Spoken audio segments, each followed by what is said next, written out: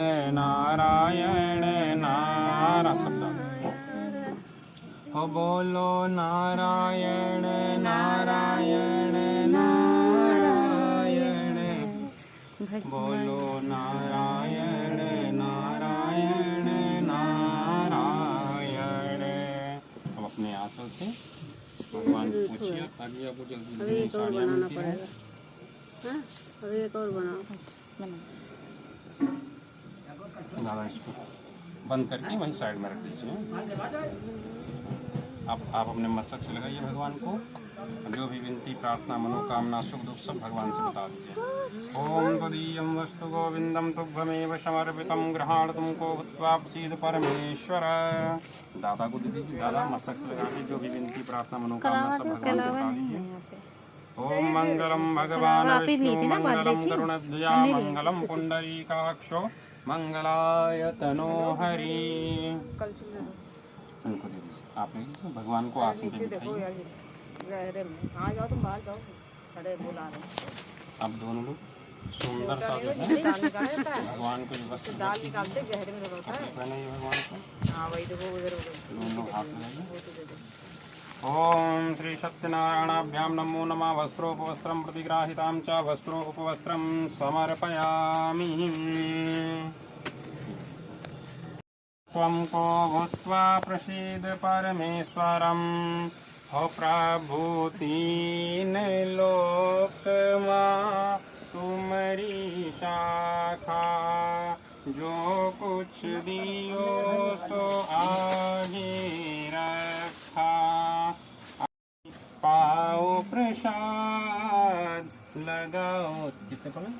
4। एक अंगूर ही था ना।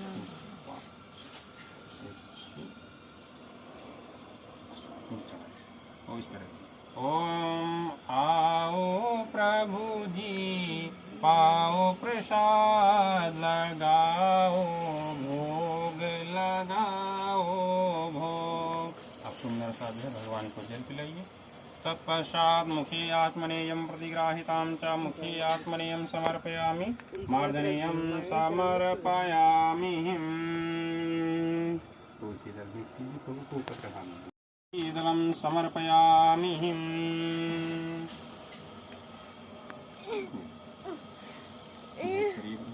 ओम तुदीयं वस्तु गोविंदं तुभ्यमेव समर्पितं गृहाणतुं को भूत्वा प्रसीद परमेश्वर।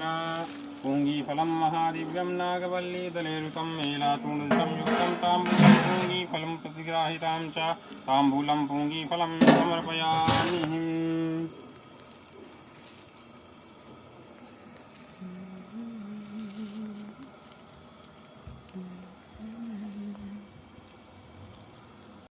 करिष्ये। दोनों मस्तक से लगाइए। मस्तक से कोई मनोकामना प्रकट कीजिए।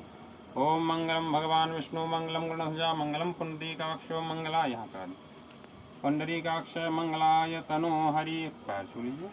ओम चरण स्पर्शम प्रतिग्राहितां च चरण स्पर्शम समर्पयामि। धर्म कामार्थ सिद्धये।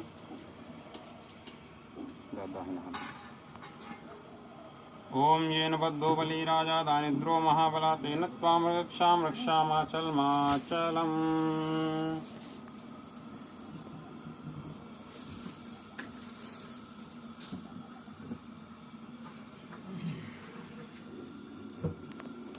येन बद्धो बली राजा दानिद्रो महाबला तेन त्वां रक्षां रक्षामाचलमाचलम्। अब आप दोनों लोग अपने अपने हाथ में अक्षत ले लीजिए, पुष्प ले लीजिए थोड़े थोड़े से।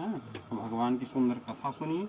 जब तक भगवान की कथा सोचकर विष्णु लोक को गए। वहाँ श्वेत वर्ण और 4 भुजाओं वाले देवों के देव ईश नारायण को देखकर, जिनके हाथों में शंख चक्रदा और पद्म था तथा वरमाला पहने हुए थे, देखकर विनती करने लगे कि हे भगवान, आप अत्यंत शक्ति से संपन्न हैं। सुनकर विष्णु भगवान बोले कि हे मुनिश्रेष्ठ, आपके मन में क्या है? आपका किस काम के लिए आगमन हुआ है? निसंकोच कहो। तब नारद मुनि बोले, मृत्यु लोक में सब मनुष्य जो अनेक योनियों में पैदा हुए हैं, प्राय अपने अपने कर्मों के द्वारा अनेक प्रकार के दुखों से दुखी हो रहे हैं। श्री सत्यनारायण भगवान के ऐसे सुंदर वचनों को सुनकर नारद मुनि बोले कि प्रभु, उस व्रत का फल क्या है, क्या विधान है और किसने यह व्रत किया है, किस दिन यह व्रत करना चाहिए, सो विस्तार से कहिए। भगवान बोले, दुख शोक आदि को दूर करने वाला, धन धान्य को बढ़ाने वाला, सौभाग्य तथा संतान को देने वाला यह व्रत सब स्थानों पर विजयी कर तो वृद्ध ब्राह्मण ने बतलाया है, मैं उसको करूंगा। यह निश्चय करने पर उसे रात में नींद नहीं आई। वह सवेरे उठकर भगवान श्री सत्यनारायण के व्रत का प्रसन्नचित अपनी पुत्री का विवाह उसके साथ कर दिया, किंतु दुर्भाग्य से विवाह के समय भी व्रत को करना भूल गया। तब तो श्री सत्यनारायण भगवान अत्यंत क्रोधित हो गए और उसी क्षण उसे श्राप दे दिया कि तुम्हें दारुण दुख प्राप्त होगा। इस प्रकार उसने सत्यनारायण भगवान की कथा सुनी तथा प्रसाद ग्रहण कर रात को घर आई। माता से कहा कि हे पुत्री, अब तक कहाँ रही, वह तेरे मन में क्या है। कलावती बोली, हे माता, मैंने एक ब्राह्मण के घर श्री सत्यनारायण भगवान का उत्तम व्रत होते हुए देखा है। कन्या के ऐसे सुंदर वचनों को सुनकर लीलावती उसी क्षण भगवान के पूजन की तैयारियां करने लगी। लीलावती ने परिवार और अपने बंधु बांधवों सहित श्री सत्यनारायण भगवान का पूजन किया और वर मांगा कि मेरे पति और दामाद शीघ्र ही वापस आ जाएं। साथ ही यह प्रार्थना की कि हम सबका अपराध क्षमा करो।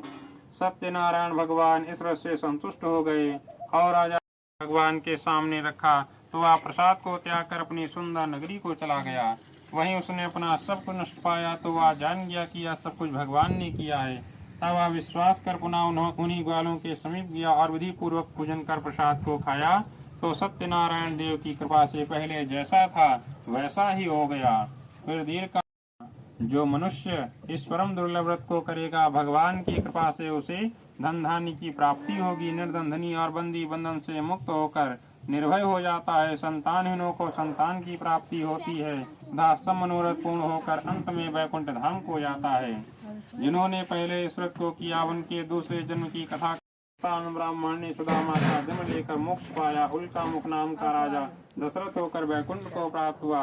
इस प्रकार सत्यनारायण भगवान के व्रत को जो कोई भी श्रद्धा एवं भक्ति पूर्वक करेगा उसके सब दुख क्लेश कट जाएंगे और वह सत्यनारायण भगवान का अत्यंत प्यारा होगा।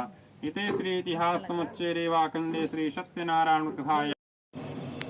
क्या दें, मतलब जब कोई चीज आएगी तब दो पहले इसमें घी डालिए, घी डालिए।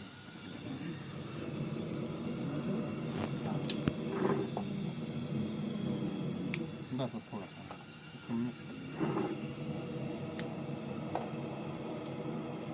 और थोड़ा सा पीछे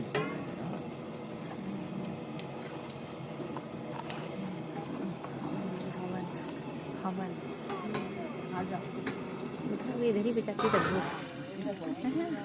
और क्या हुआ, आ गई क्यों आ गई? आराम से अपने सीट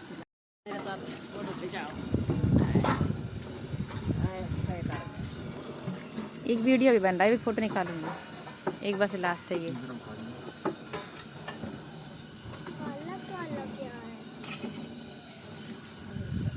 पूजा प्रभु बिन और न दूजा, आस करूं जिसकी। ओम जय जगदीश।